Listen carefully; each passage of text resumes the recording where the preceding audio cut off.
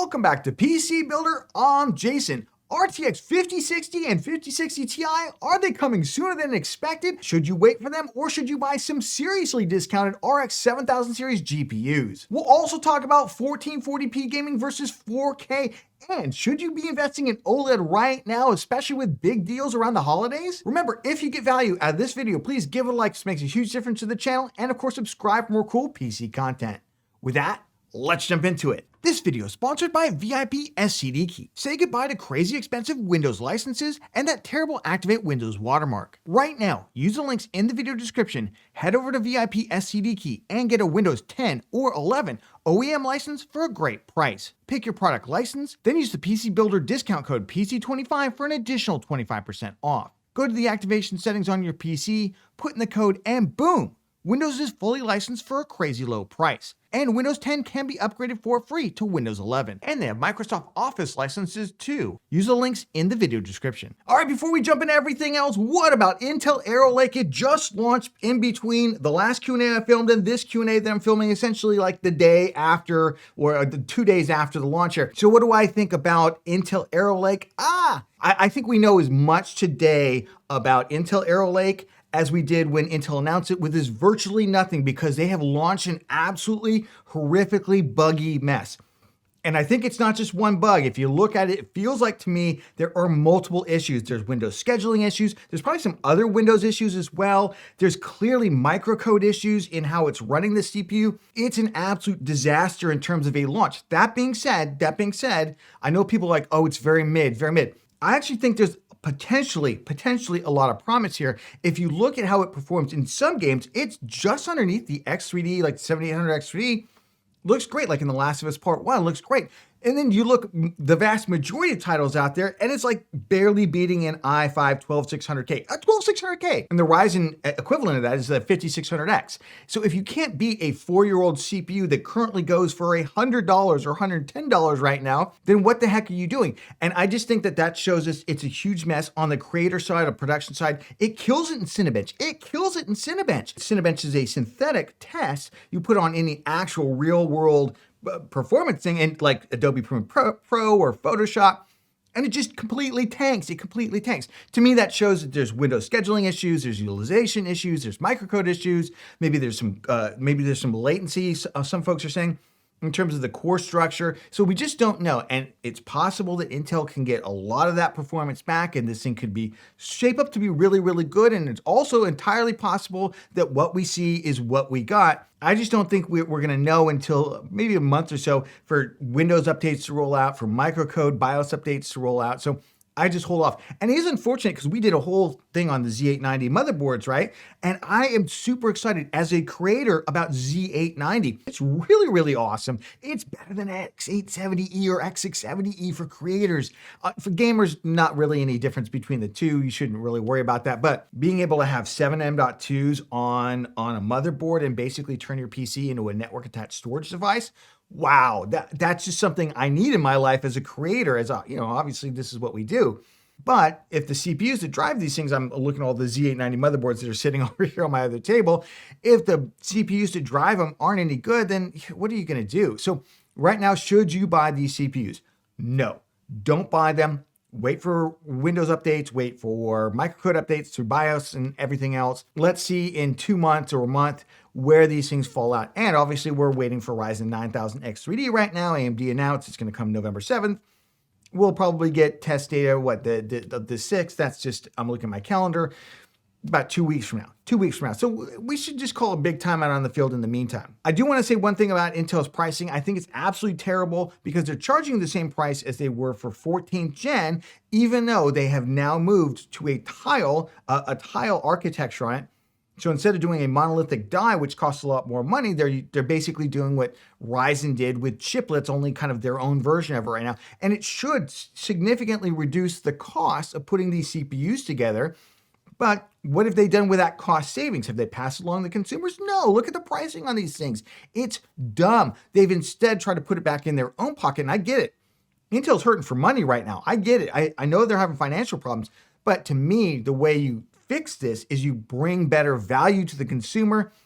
I want to see these CPUs that they should have been significantly cheaper. You should pass that cost savings along, make a value proposition, but Intel's not used to doing this. So I just don't love it. All right, we got Mr. Death who asked, should they wait till January for the RX 8600 and RTX 5060? That's right, the RTX 5060. Or should they buy an RX 6700 XT for $330 right now? No, don't do that. Don't do that. Let's talk about next generation GPUs. And obviously, a lot of people right now are wondering, hey, there's huge discounts right now on RX 7000 series GPUs, including the two free game deal, right? You can get a 7700 XT right now for $349 with the two free games. It's kind of an insane deal. And that's the one I would get, by the way. Don't get the 6700 XT. Largely sold out most places, even in the US. There's like only one listing really. So it's been deprioritized in terms of discounts on it. Maybe you'll see some kind of final discounts around Black Friday, but the 7700 XT, way more performative right now. But let's talk about the RTX 5060, the 5060 Ti, and the 5070 Ti, along with the 5070. They're gonna launch the 5070 and 5070 Ti in February, after the 5080 and 5090 come out in January, and then they're gonna launch the 5060 and 5060 Ti in March. Now, if they do this, I've only seen this leak basically one place, and then everybody just repeated the same thing. So it's not really corroborated. This would be the fastest launch that they've had since ever, pretty much. After some of the longest launches, right? It took forever to get the 30 series out. It took forever to get the 40 series out, right? If you go all the way down to the 4060. It would be crazy to think that they would do it that accelerated. That being said, they're all about AI now. Maybe they just don't care. If you look at their revenue, their data center AI revenue is 10 times what their gaming revenue is. That's insane per quarter. And of course, it's probably gonna be bigger the next time they report it. So NVIDIA may be just like, you know what? We're not making enough on the gaming stuff to do this whole like, let's string them out kind of thing.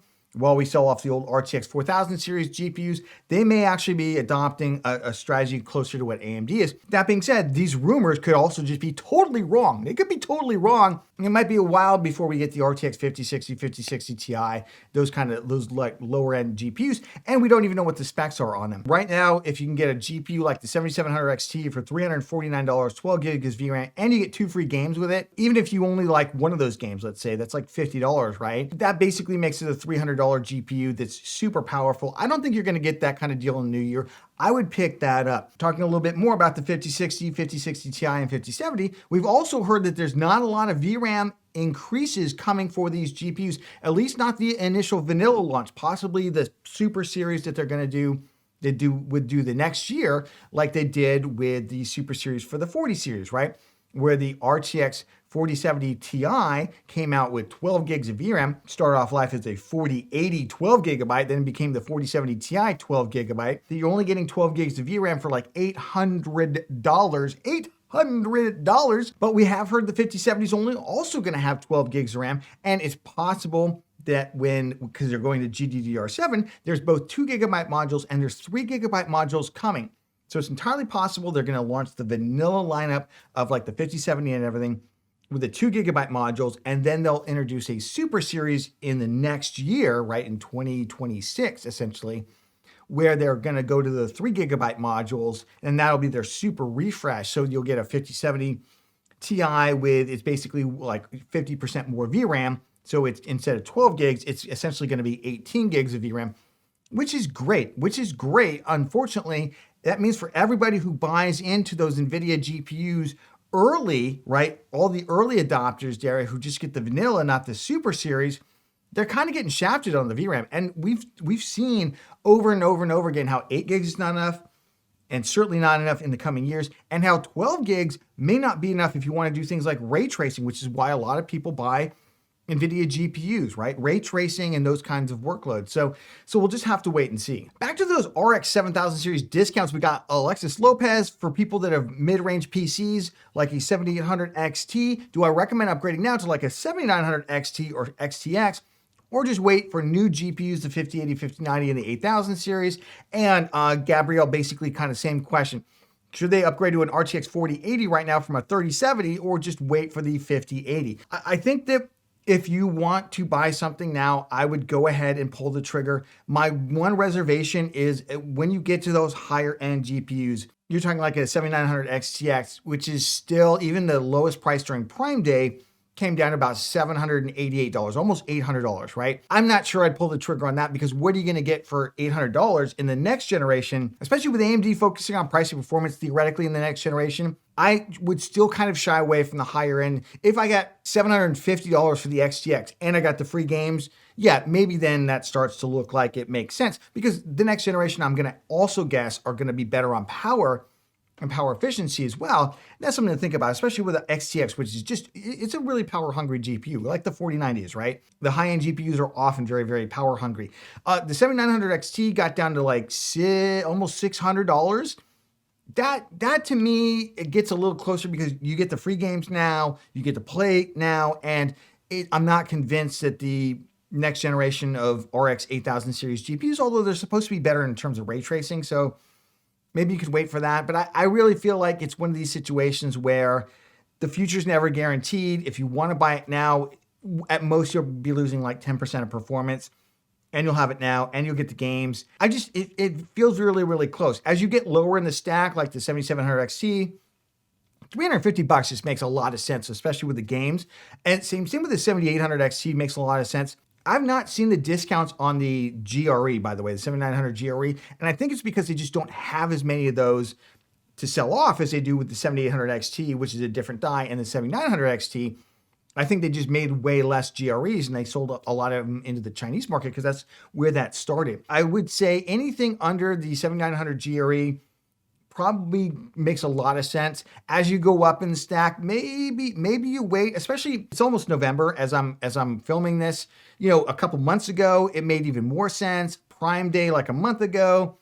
But as time whittles on, you know, you start to think, okay, well, it's so close at this point, maybe I should just wait unless I'm looking like, you know, in that kind of $450 or lower GPU market. All right, Blue Shadow asks, is 4K gaming worth it? Is there a big difference between that and 1440p? And this is one of those, I know everyone loves these answers. It depends. And obviously it depends on the GPU that you have. Let's talk about where 4K gaming is versus 1440p gaming. 2 years ago, 1440p gaming was the place that everybody was trying to get to. The gaming monitors for 1440p were about $400-ish, right? But they did go up quite a bit in price. And 1080p was still sitting around $200, $240 in terms of its price, in terms of the gaming monitors out there. And a lot of GPUs still were not capable of really good refresh rates at 1440p. Fast forward 2 years later, and we are completely shifted down. 1440p has now taken over where 1080p used to be in terms of its price. You can now pick up a 1440p gaming monitor right around that $200 price point, often cheaper though, often cheaper.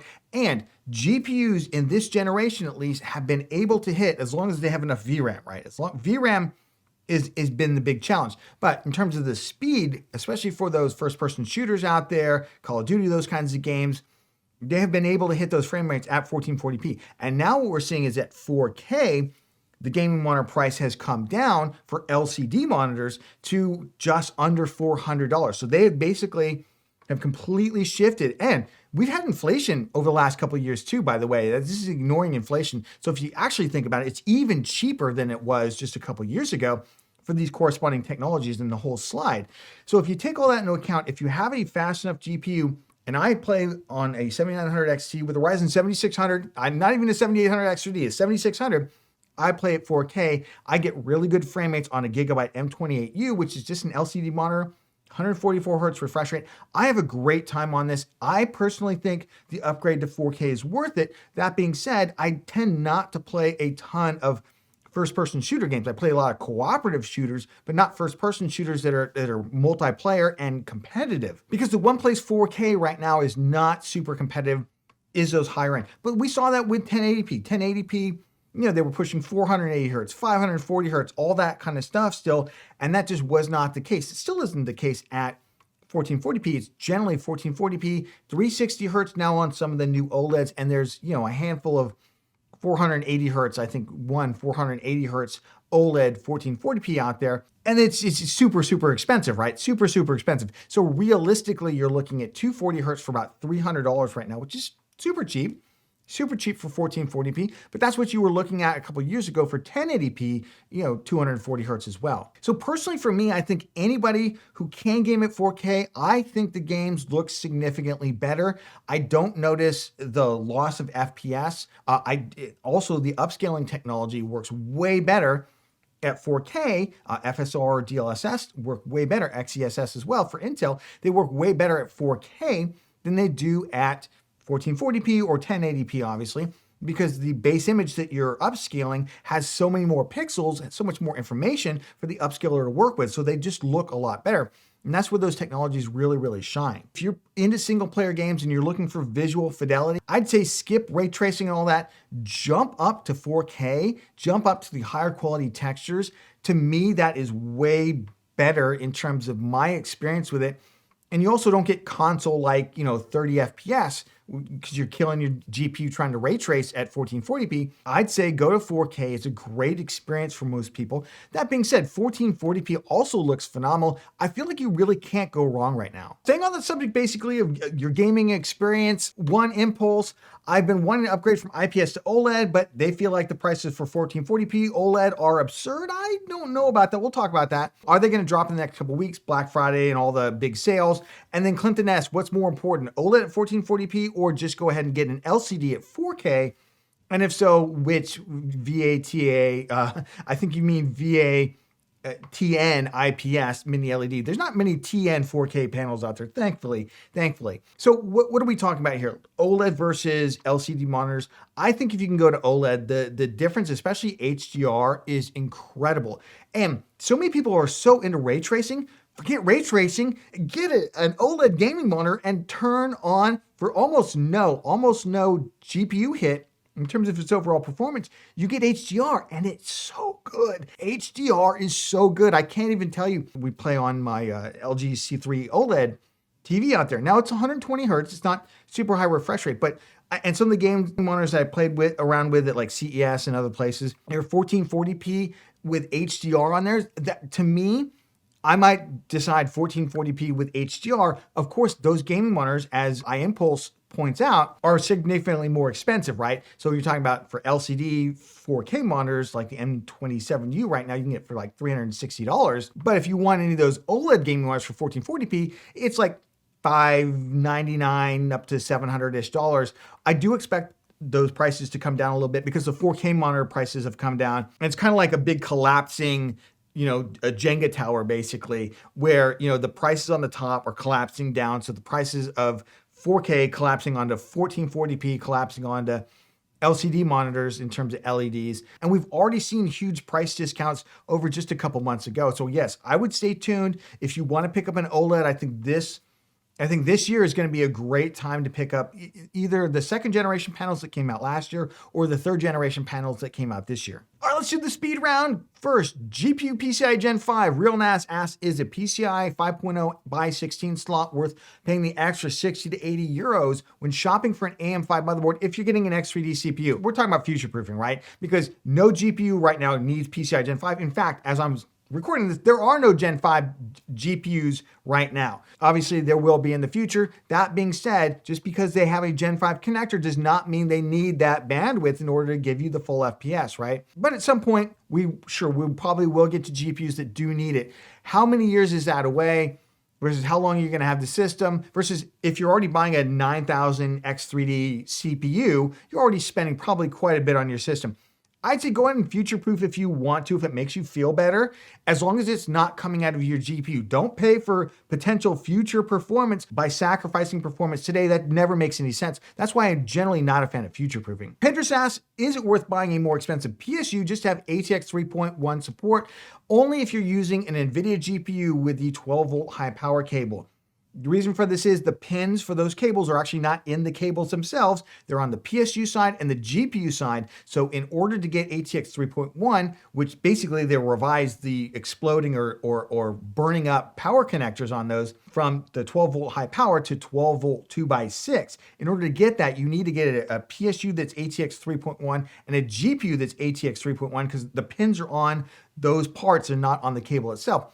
And if you're using an NVIDIA GPU with that cable, yeah, I would definitely get one. Rohan Sarma, I've read online that some motherboards, if you add M.2 SSD in certain slots, it reduces PCIe bandwidth of the GPU. This is largely for Gen 5 M.2 NVMe SSDs in Z690 and Z790 motherboards, maybe some of the B series motherboards for LGA 1700, that's 12, 13, 14 Gen Intel. That being said, it's always a good idea to check the block diagram for your, that comes in the motherboard manual. And you can get all the motherboard manuals online, by the way, before you even buy the board, and just double check that if you go ahead and enable something like a Gen 5 SSD, which I don't recommend for anybody, by the way, right now. Gen 5 SSDs, very, very tiny niche use cases, certainly not for gaming. Then yes, on some of the GPUs, it went to buy 8 bandwidth on those slots. So double check that before you buy. It hasn't really been that big of a deal though right now. Alan Sugar, can we see your personal rig and the components you'll look to replace in the future? Be nice to get my opinion on gaming rigs right now. So right now, we basically have 2 PCs that I use every day. This PC right here, Ryzen 7600X, RX 7900 XT, 32 gigs of DDR5 6000 CL30 RAM. I have a DeepCool cooler that will be replaced because DeepCool has been deleted from existence in the US by sanctions right now. So I'm going to replace the cooler. I'm probably going to upgrade the PC, maybe to a 9800 X3D whenever those things come out. Maybe a 9950 X3D. I don't know yet. But yes, I am going to upgrade the CPU because I think it's going to need it for the whatever GPUs come out. I'll probably upgrade the GPU. I built this system when we first moved to New Orleans. I liked it quite a bit. We'll see if I can find some B-roll of me doing it because we didn't have like anything set up when we first moved here. This is the first thing I set up because I run all the recording off of this. We use OBS and everything's plugged into our camera right here. That's how we run the whole recording studio. I try not to be on the ultra high end. I try and be kind of more middle of the road so I have a feel for the kind of hardware that most people are using out there. If you got value out of this video, please give it a like. It makes a huge difference to the channel. And of course, subscribe for more cool PC content. We will have build guides coming up both for Ryzen X3D CPUs that are coming out as well as Arrow Lake. So stay subscribed for that. And if you want to check out something cool right now, check out Boost My Build, our latest episode. It's where we take your PC build list, we tear them up, we put them back together and massively increase your performance. And we'll catch you on the next one.